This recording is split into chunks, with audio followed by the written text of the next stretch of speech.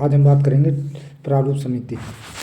जो संविधान बनाने के लिए उस प्रारूप समिति के जो गठन किया गया था उसके बारे में जो कौन कौन से सदस्य थे जो उस समिति में लिए गए थे। जो इसकी जो प्रारूप समिति की जो स्थापना है वो हुई थी 29 अगस्त 1947 को। इसकी स्थापना होती है 29 अगस्त 1947 को। इसके जो ये कितने जिसमें प्रारूप समिति में कितने सदस्य थे वो थे 7। ये कितने सदस्यों की कुल सदस्य कितने थे इसमें? कुल सदस्य वो थे 7। इसके दो अध्यक्ष थे। इसके जो पहले सदस्य के रूप में थे डॉक्टर भीमराव अम्बेडकर, जो इस समिति के अध्यक्ष थे। डॉक्टर वी आर अम्बेडकर कौन थे? इस जो प्रारूप समिति है इसके अध्यक्ष थे।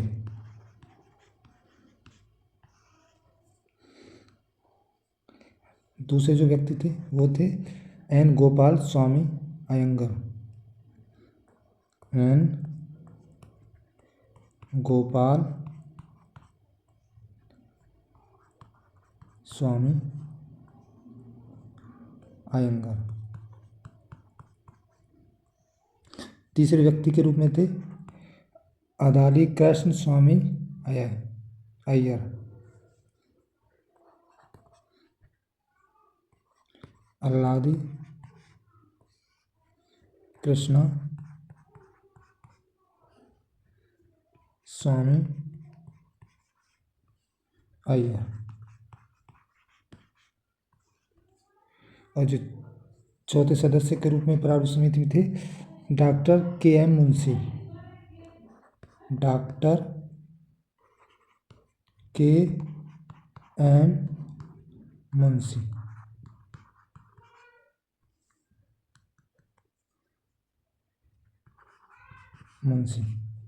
ये जो डॉक्टर के मुंशी थे ये एकमात्र कांग्रेस के सदस्य थे जो इस समिति में थे। एकमात्र कांग्रेस सदस्य।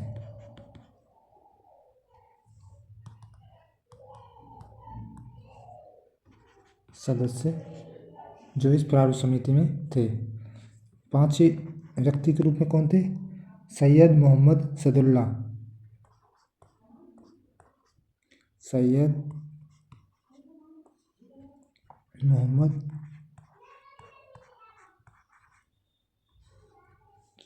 सादुल्ला। अब बात करेंगे सातवें व्यक्ति के रूप में, वो थे माधव राव।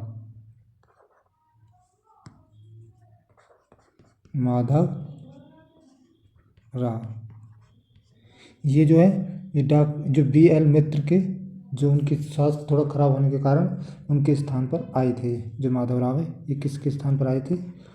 बी.एल.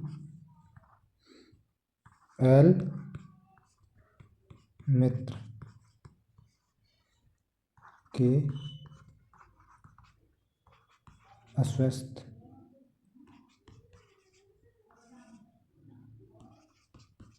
होने पर मनोनीत हुए थे। पहले इनकी जगह बी.एल. मित्र थे। बी.एल. मित्र के जो है इनकी स्वास्थ्य थोड़ा खराब होने के कारण फिर इनकी जगह माधव राव को लिया गया था। जो सातवें व्यक्ति के रूप में थे वो थे टी.एम.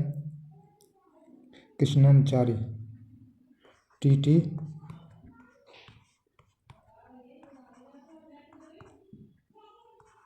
कृष्णाचारी।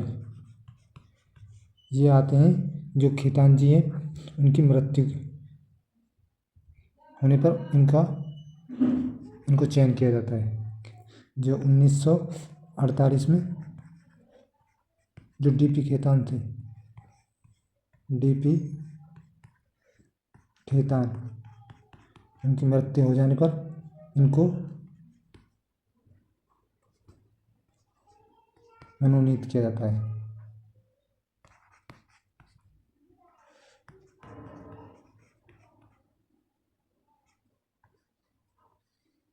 ये थी ये 7 जो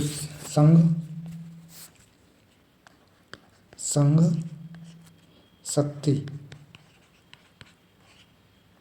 और जो संविधान है, इनके जो जो हेड होंगे वो होंगे पीएम संविधान। इनके जो हेड होंगे वो कौन होंगे?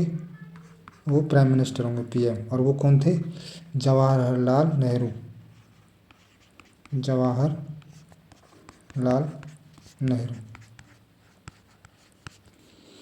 जो प्रांतों के हेड किसको बनाया गया?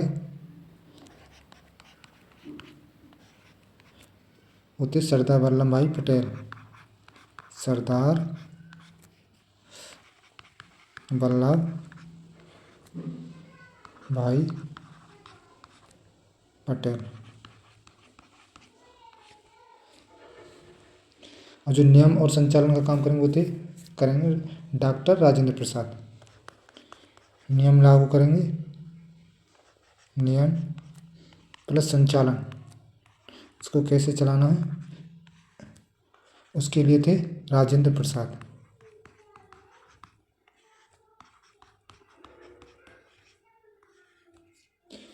अब बात करेंगे कुछ समितियां थी और उनके अध्यक्षों के बारे में। समिति और अध्यक्ष। पहले थी संघ शक्ति समिति। संघ शक्ति समिति। इसके जो अध्यक्ष थे वो थे जवाहरलाल नेहरू। जवाहरलाल नेहरू। एक थी संघीय संविधान समिति। संघीय संविधान समिति। इसके भी जो अध्यक्ष थे वो थे जवाहरलाल नेहरू। इसके भी जवाहरलाल नेहरू। और जो प्रांतीय विधान समिति के अध्यक्ष थे वो थे सरदार वल्लभ भाई पटेल।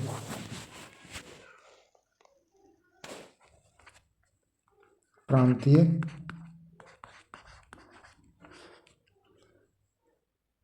विधान समिति वो कौन थे? वो थे सरदार वल्लभ भाई पटेल।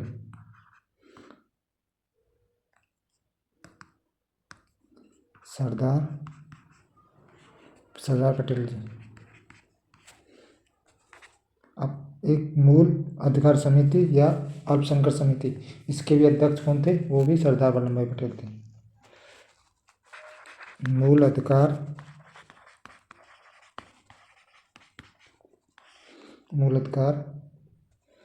समिति या अल्पसंख्यक समिति। अल्पसंख्यक समिति।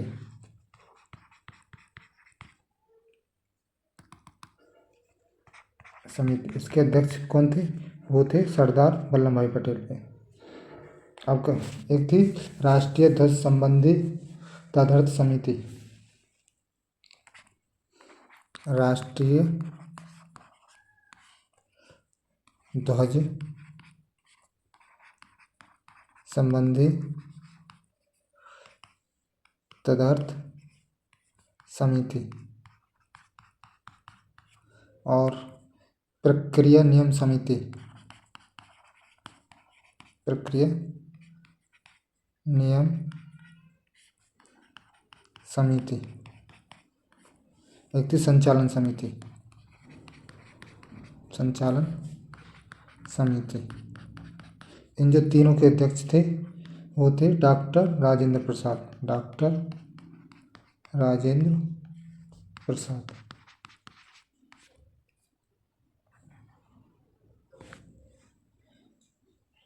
जो मूल अधिकार की जो समिति थी ना, उसकी एक उप समिति भी थी। उनमें एक थी किसकी, मूल अधिकार की उप समिति। इसमें दो समितियां थी। इसमें दो समितियां थी, एक थी मौलिक अधिकार समिति जिसके अध्यक्ष थे JV कृपलानी, और एक थी अल्पसंख्यक समिति, और इसके जो अध्यक्ष थे वो थे HC मुखर्जी। मौलिक अधिकार समिति, इसके अध्यक्ष कौन थे, JV कृपलानी।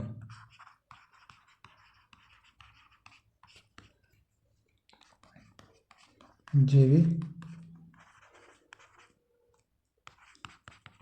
कृपलानी। जो उप जो समिति के रूप में थी वो थी अल्पसंख्यक समिति। अल्पसंख्यक समिति, इसके जो हेड थे वो थे HC मुखर्जी। HC मुखर्जी।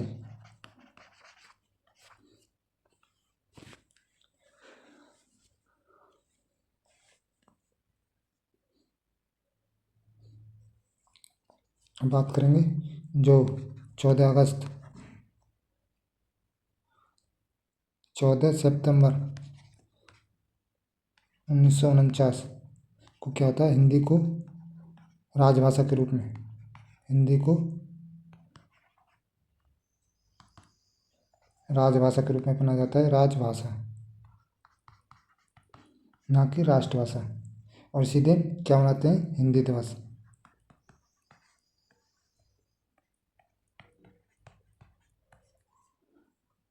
और क्या जो 16 मई 1949 क्या होता है, जो राष्ट्रमंडल खेलों में उसका भारत जो है सदस्य बनता है।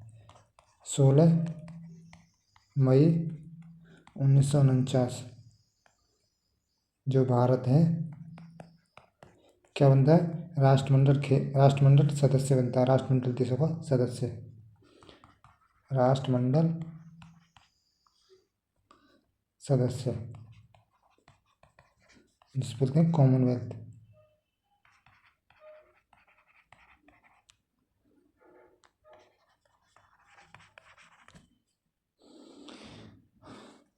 अब बात करेंगे कि कौन वो जो 26 नवंबर 1949 को मनाते हैं संविधान दिवस या विधि दिवस के रूप में। 26 नवंबर 1949 क्या मनाते हैं,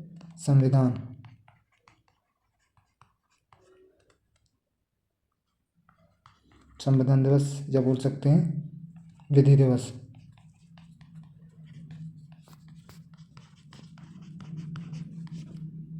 और ये जो था ये 11वां सत्र था।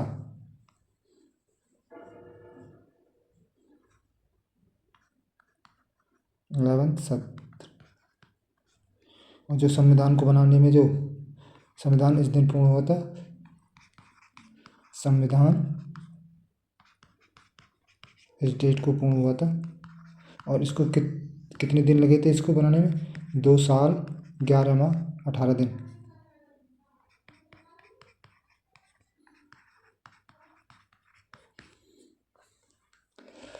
जो 26 नवंबर 1949 को जो कुछ अनुच्छेद थे उसको लागू कर दिए थे, जिसमें कितने अनुच्छेद थे, वो थे 16 अनुच्छेद।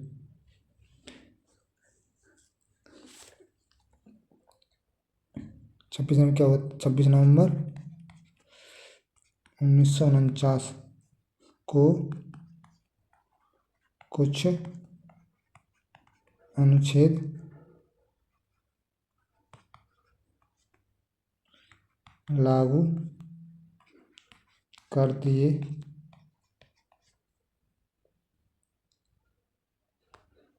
और जो कर दिए थे ये चीज़ पर पर ये संविधान के किस अनुच्छेद में लिखा है?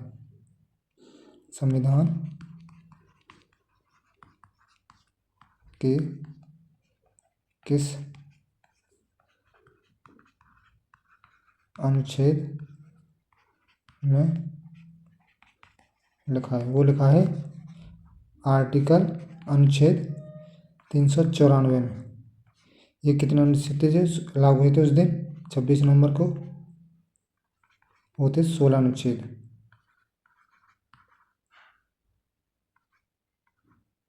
16 अनुच्छेद थे, जिसमें 15 अनुच्छेद 15 अनुच्छेद जो 16 नवंबर 26 नवंबर 1949 को से लागू होंगे, और जिसमें ये चीज़ लिखी हुई थी वो भी लागू हुई, तो इसलिए ये 16 अनुच्छेद थे।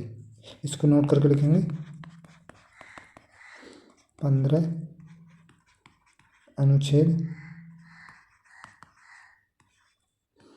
26 नवंबर 1949 से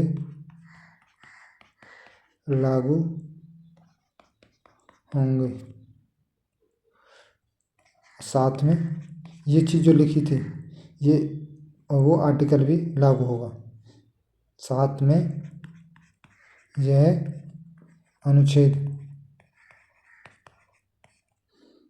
भी लागू होगा, जिसमें ऐसा लिखा हुआ था। ये कुल मिलाकर फिर हो जाते हैं 16 अनुच्छेद। 15 अनुच्छेद तो जो ये थे, और एक जो जिसमें ये चीज़ लिखी हुई थी वो मिलाकर 16 अनुच्छेद हो जाते हैं। 15 आर्टिकल प्लस 1 आर्टिकल, तो कुल मिलाकर हो जाते हैं 16 आर्टिकल। तो ये 16 अनुच्छेद लागू हो जाते हैं। 24 जनवरी 1950 को इसकी अंतिम बैठक होती है, और इसी दिन राष्ट्रगान और राष्ट्रगीत लागू किया जाता है, और देश के फर्स्ट प्राइम मिनिस्टर का चुनाव होता है, फर्स्ट प्रेसिडेंट का चुनाव होता है।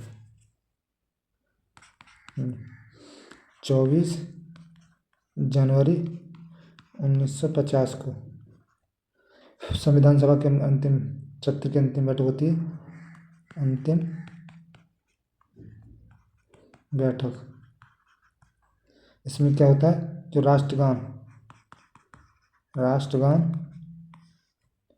प्लस राष्ट्रगीत ये लागू होते हैं, और देश का जो फर्स्ट प्रेसिडेंट है उसका चुनाव होता है। देश के फर्स्ट राष्ट्रपति का चुनाव।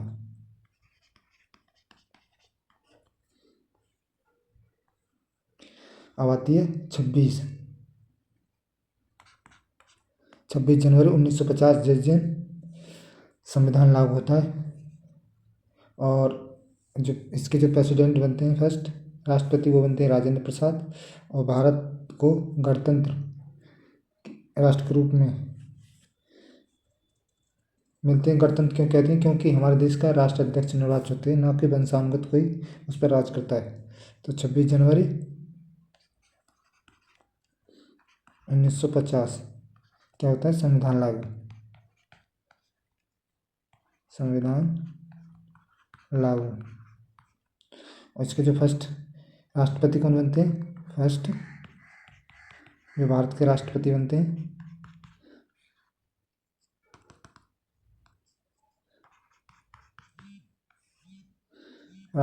हैं डॉक्टर राजेंद्र प्रसाद।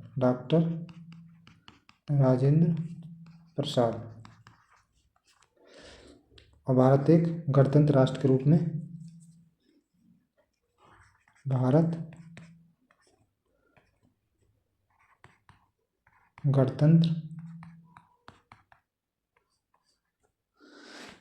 गणतंत्र के रूप में अपनी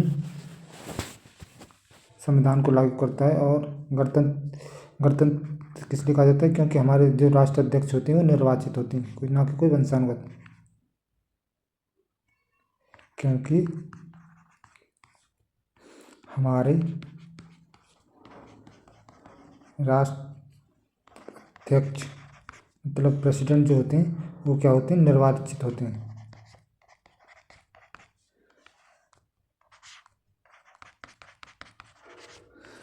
अब इसके जो 26 जनवरी को ही क्यों संविधान लागू किया था, इसके जो पीछे की कहानी है उसके बारे में बात करेंगे।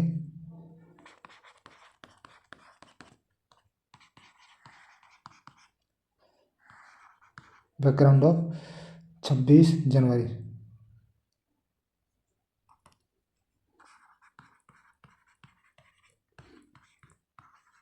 26 जनवरी को ही क्यों संविधान लागू किया था, इसकी जो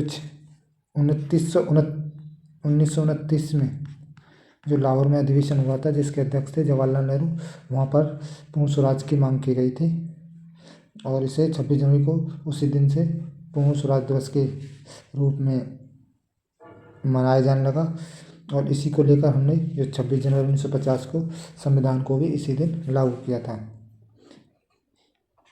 29 में क्या होता है, लाहौर अधिवेशन। लाहौर अधिवेशन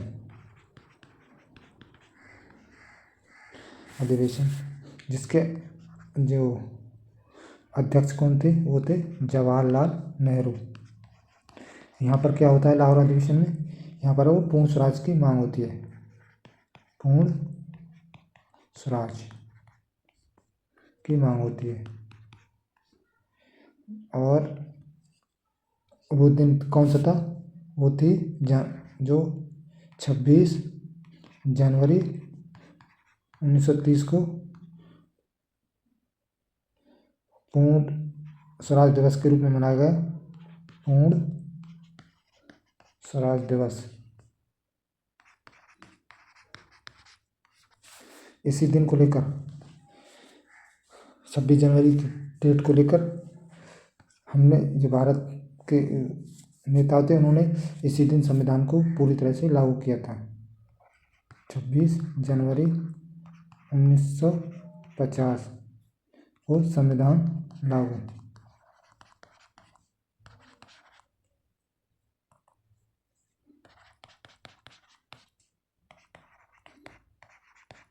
तो नेक्स्ट वीडियो में बात करेंगे संविधान की अनुसूचियाँ, स्रोत और उनके भागों के बारे में। तो मिलते हैं नेक्स्ट वीडियो में, तब तक के लिए नमस्कार।